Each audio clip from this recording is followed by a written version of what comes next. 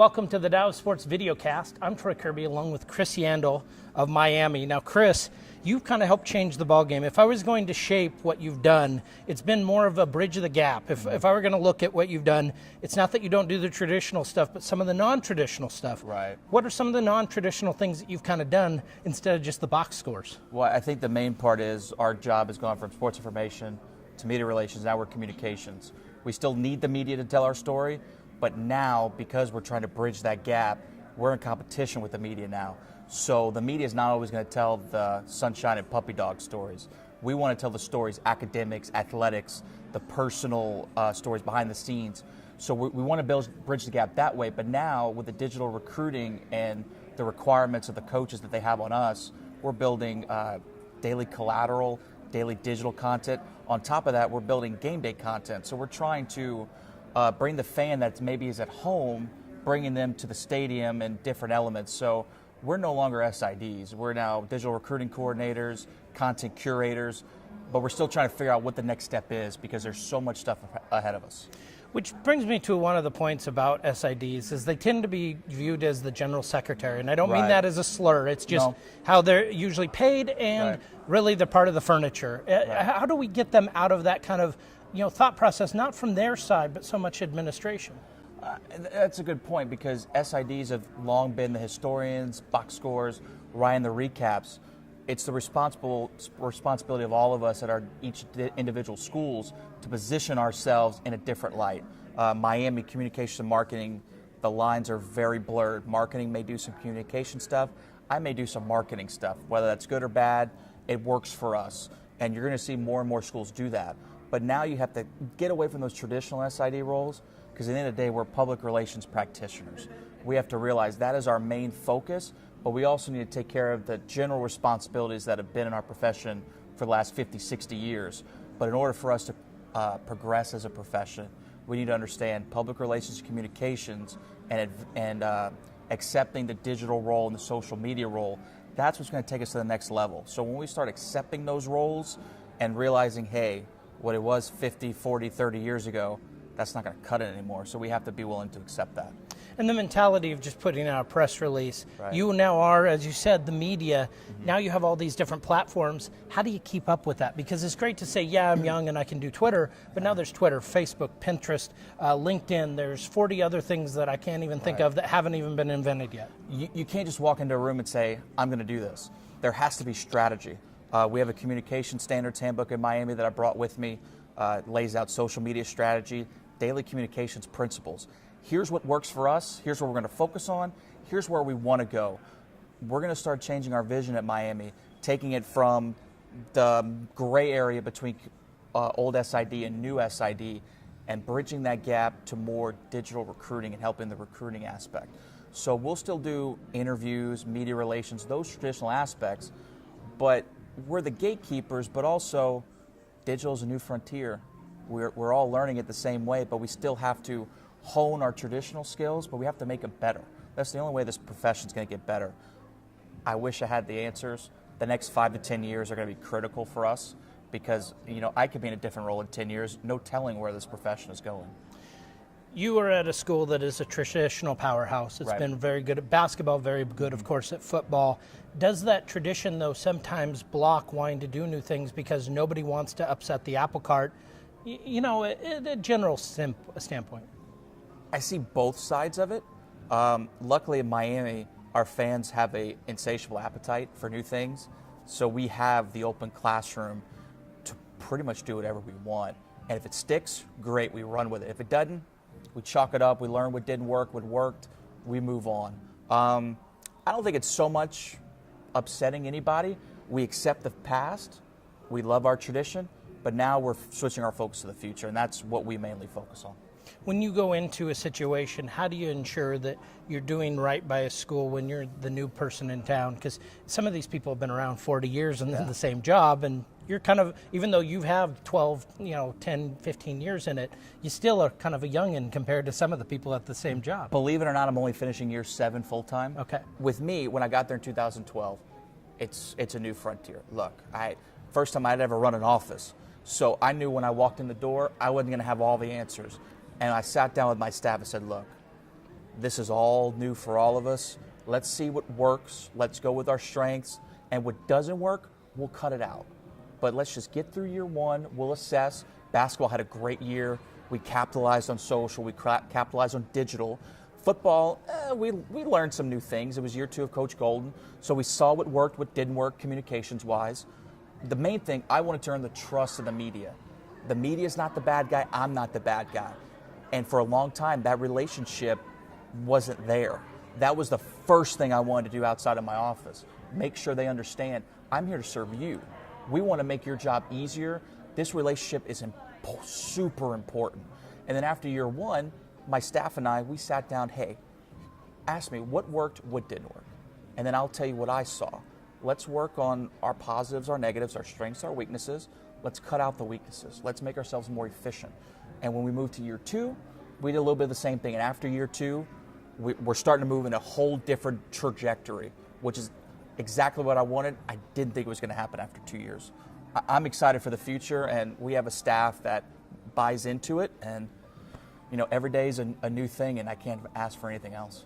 So when you see that new kid that comes on the block and wants to challenge you with new platforms and everything else, how do you make sure that you're embracing that change and not being a blockade, but at the same time pushing that change enough to where it's not harming and upsetting the apple cart too much? Well, I think all of us in this profession, for so long, I don't know if people didn't share ideas because they thought we were all competitors, but we're only going to make each other better by sharing ideas and talking.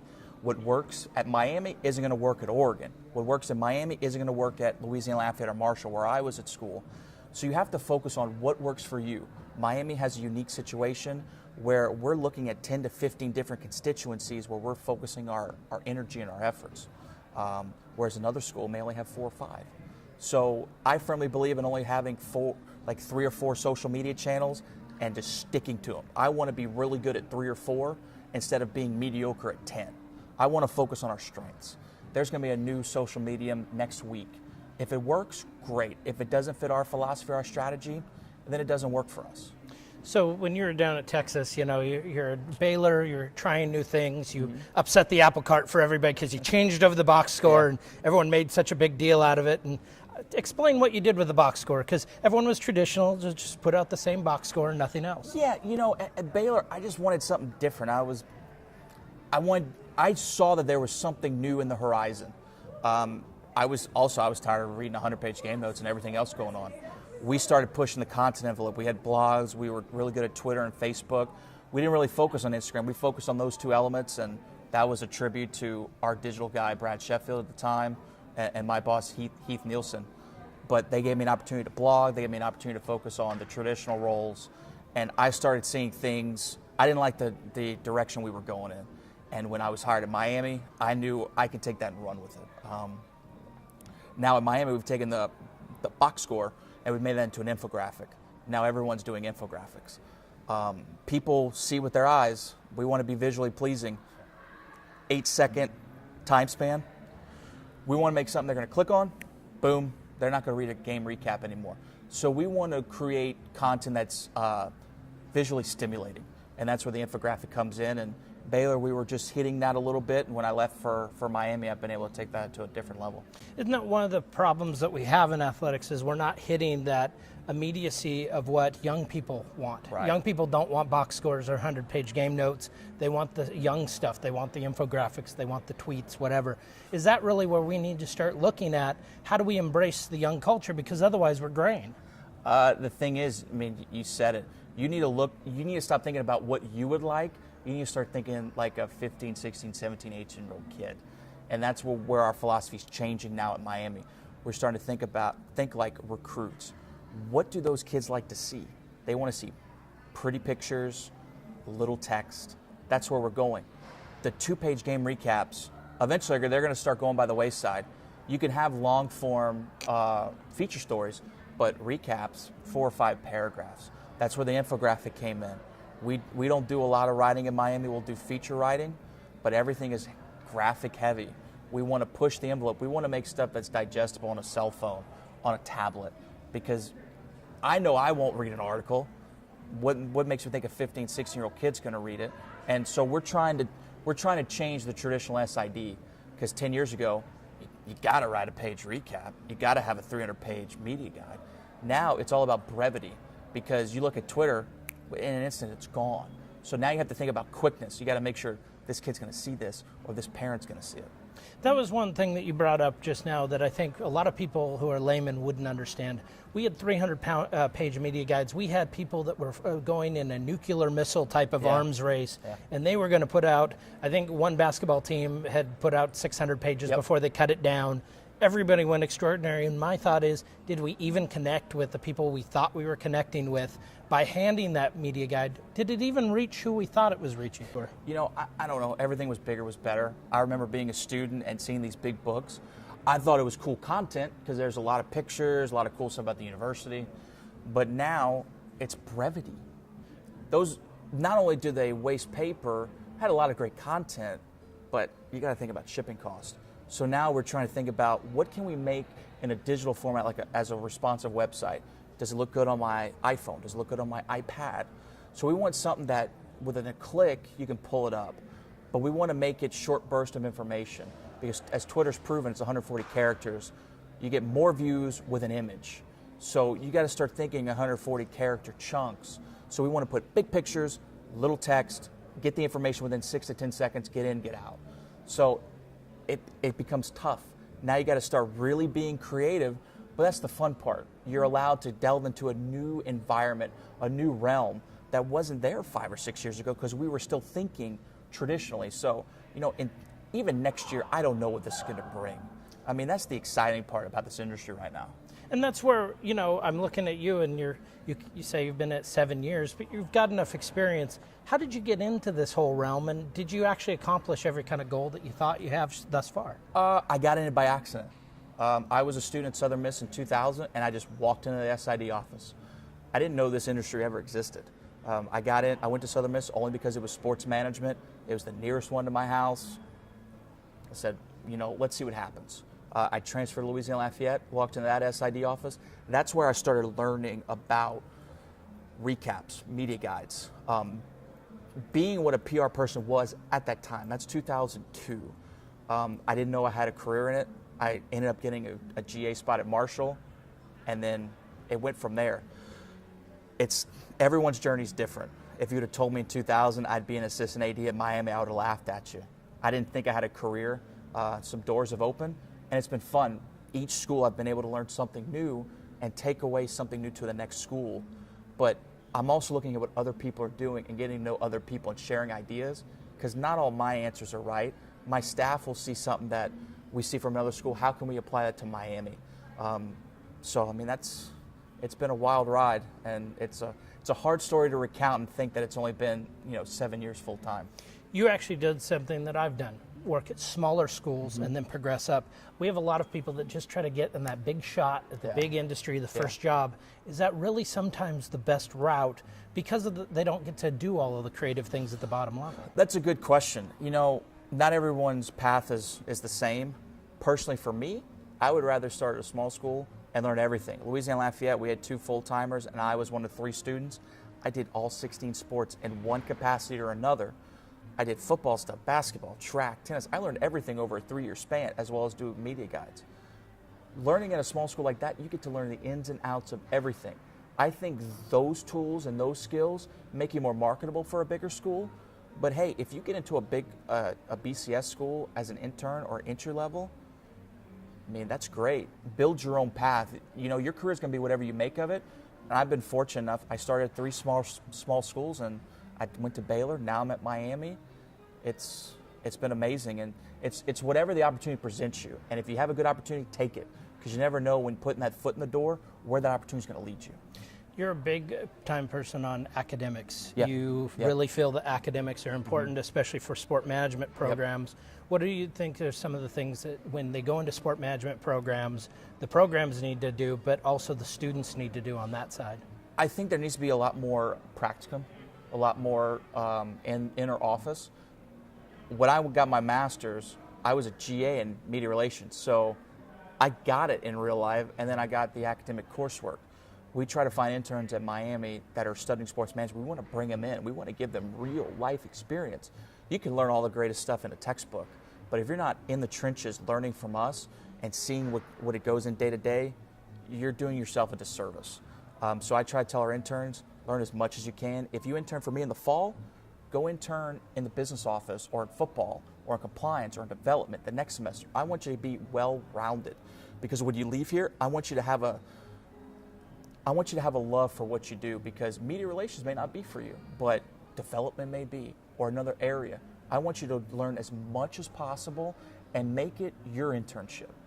You could come to me for 20 hours and I can give you jobs, but I'm doing you a disservice. I want you to make the internship what you make of it. And I think a lot of the sports management programs now, there needs to be a lot more interaction with the athletics department. Anytime sports management calls me, I gladly take interns, because they want to learn and they leave having a more well-rounded education because of us. You also want to be a professor at some point. Yep. Kind of talk to me about that, not just the PhD, but really, what is it, the love of teaching, that kind of gets to you? I taught at Baylor for a semester, and it was a writing class. It was for non-communications majors. I had an outlet to share what I've learned, and I didn't think I'd be good at teaching. I wasn't good in small group settings in front of people, and then I got up there. I'm like, I love doing this. This is fun. And this was the same semester as the Griffin Heisman campaign. So I got to give them real life experience. Hey, I'm teaching you this, but let me show you what we did last week and where the gap bridges. And they love sharing that. I love talking to classes on campus because I get to connect and share stories. I would love to teach at Miami. Hopefully it happens soon.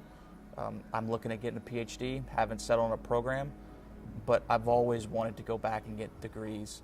And when athletics, this whole career doesn't work out, or I reach an end, I would love to teach and be a professor. There's so much of that based on the student-athlete experience, and you've been a part of that for a while.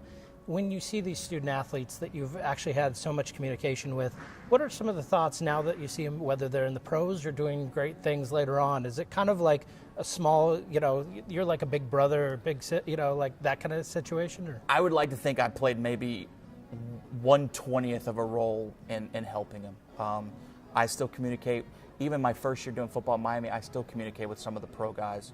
Not by me, they communicate with me or say, hey, sending me notes. That's great. I mean, if I can make one impression or one difference in a kid's life, then that's great. I love seeing the football players, golf, whatever athletes we have roaming around the halls, and just ask them how their day was. It's not all about football. It's not all about basketball.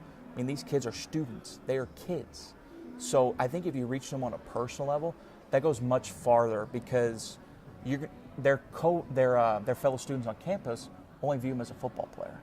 They're like, oh my God, so-and-so's in my class. But we try to connect to them on a personal level, because also that opens the door for us to share their personal stories that the media may not get. And we can share their stories in a different way on our website. So I think hitting that personal one-to-one relationship is huge. So I guess finally, if we're going to look into the future of what SIDs are and everything else, do we see the SID role being the same, or do we see it separating out to where there's just a PR staff, there's a social media staff, there's a digital staff? I mean, is that kind of happening, or what? Well, I think we're at a point now where social media doesn't fall under any umbrella. You have PR, you have marketing, you have digital. Social media fits wherever a school thinks it fits, wherever its strengths are. So for us, it fits in communications. Another school fits in marketing.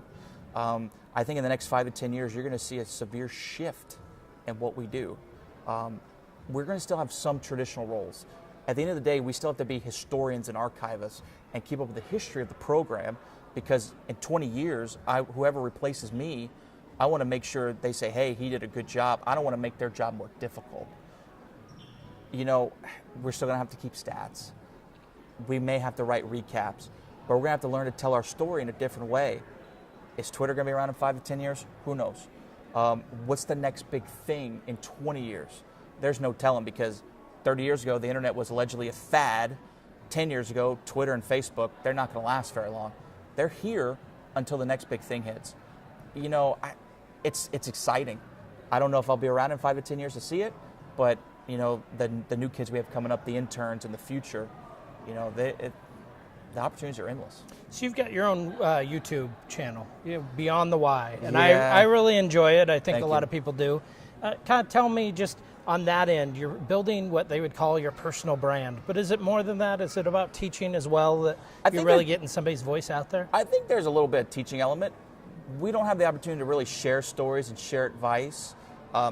Thanks to Blake James and Chris Freed at Miami, we've started a professional development series at Miami that I've been able to lead with guest speakers throughout the department at different areas, because people don't fully know what I do. People may not fully know what compliance or development do.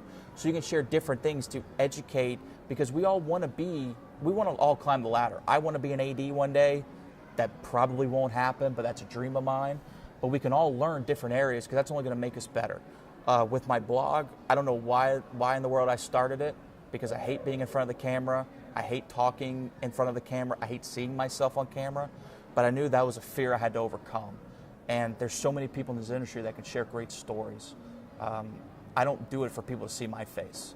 I don't want people to see me. I want people to see the other person, to share their path, share their advice, because the new kids, they don't have people that they hear about their career paths. Here's what I did. Here's what I would do, and sharing their thoughts and ideology. And I think that's key. That's a huge gap in our industry that a lot of people aren't able to share. You do it with your podcast, but there's so many other things that people have so many great stories to share. And if I can just play my little role in it, I'm happy. Well, thank you, Chris, for coming on the My podcast. pleasure. I'm Troy Kirby with the Dow of Sports Videocast with Chris Yandle, expert at SID. Hey, thank you very much. Thanks, Troy. Appreciate it.